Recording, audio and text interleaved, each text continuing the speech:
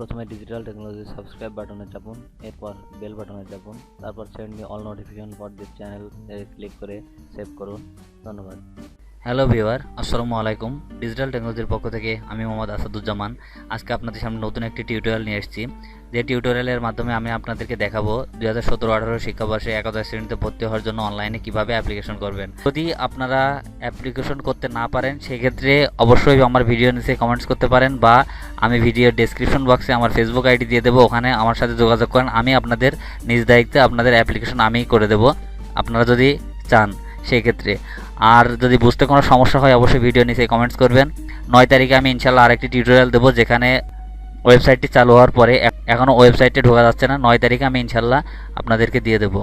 তো অনলাইনে অ্যাপ্লিকেশন করার জন্য প্রথমে আপনারা এই লিঙ্কে ঢুকবেন। এই লিঙ্কে ঢোকার পর আপনারা এমন একটি পেজ পাবেন, এই যে মিনিস্ট্রি অফ এডুকেশনের। তখন এখান থেকে আপনার আবেদনের নির্দেশিকা পড়ে নিতে পারেন। আর আবেদনের নির্দেশিকা না পড়লে অ্যাপ্লাই অনলাইনে ক্লিক করবেন।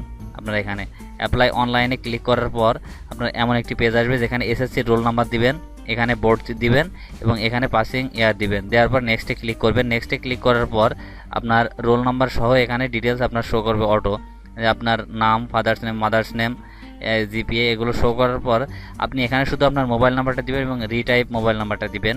অবশ্যই মোবাইল নাম্বারটি যেটি অ্যাক্টিভ থাকে সবসময় সেই নাম্বারটি দিবেন। দেওয়ার পর আপনি নেক্সটে ক্লিক করবেন। এই যে নিচে যে নেক্সট দেখা যাচ্ছে, নেক্সটে ক্লিক করবেন। নেক্সটে ক্লিক করার পর এই পেজটি আসবে। তখন আপনারা এখান থেকে আপনার বোর্ড, এই যে বোর্ড এখানে সিলেক্ট করবেন, যে আপনি যে কলেজে অ্যাপ্লিকেশন করতে চাচ্ছেন ওই কলেজটা যে বোর্ডের আন্ডারে, সেই বোর্ড জেনারেল বোর্ড, মাদ্রাসা বোর্ড না টেকনিক্যাল বোর্ড। সাপোজ আপনি জেনারেল বোর্ড বা মাদ্রাসা বোর্ড সিলেক্ট করলেন। মাদ্রাসা বোর্ড সিলেক্ট করার পরে ডিস্ট্রিক্ট, ওই বোর্ডটা ওই কলেজটা কোন ডিস্ট্রিক্টে সেটা ডিস্ট্রিক্ট সিলেক্ট করবেন এখান থেকে।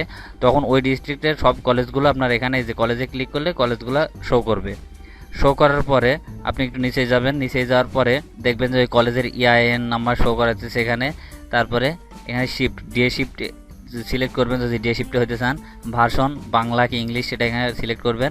গ্রুপ দিবেন হিউম্যানিটিস, আর্টস নাকি সায়েন্স সেটা এখানে সিলেক্ট করার পরে কোটা কোনো দেওয়ার দরকার নেই।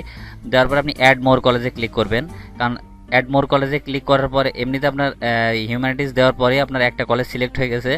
এরপরে অ্যাড মোর কলেজে ক্লিক করার পর আপনি এই যে আবার এরকম একটা জায়গাতে আসবেন, যে প্রথম থেকে আবার আপনি শুরু করবেন, কারণ এই যে আপনার সিরিয়াল নাম্বার দেখাচ্ছে, প্রথম কলেজ অ্যাড করছেন, এই যে সিরিয়াল 1।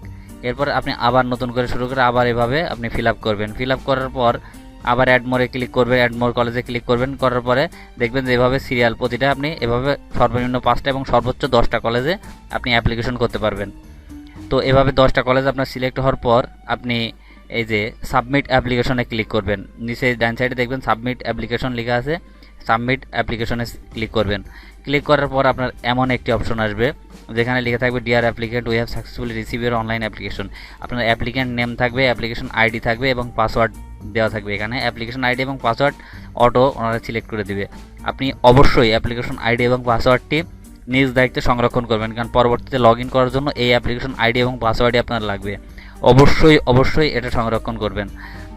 এরপর আপনি টেলিটকের মাধ্যমে আপনার 150 টাকা ওখানে পে করতে হবে। পে করার জন্য টেলিটক সিম থেকে আপনি CAD লিখবেন, দিয়ে স্পেস দিয়ে WEB স্পেস দিয়ে আপনার যে অ্যাপ্লিকেশন আইডি আছে সেই আইডিটা লিখবেন, দেন সেন্ড করবেন 16222-তে। সেন্ড করার পরে এটা আপনার হয়ে যাবে। আর এখান থেকে আপনি তার আগে প্রিন্ট ভার্সনে ক্লিক করবেন। প্রিন্ট ভার্সনে ক্লিক করার পর আপনার এমন একটি কপি আসবে, যে কপিটা আপনি সেভ করে অবশ্যই আপনার কাছে সংরক্ষণ করে রেখে দিবেন, যেখানে আপনার ডিটেলস লেখা আছে। তো এই ছিল আজকে টিউটোরিয়াল। আশা করি আপনাদের ভালো লেগেছে। ভালো লাগলে অবশ্যই লাইক, কমেন্ট, শেয়ার এবং সাবস্ক্রাইব করবেন। আল্লাহ হাফেজ, আসসালামু আলাইকুম।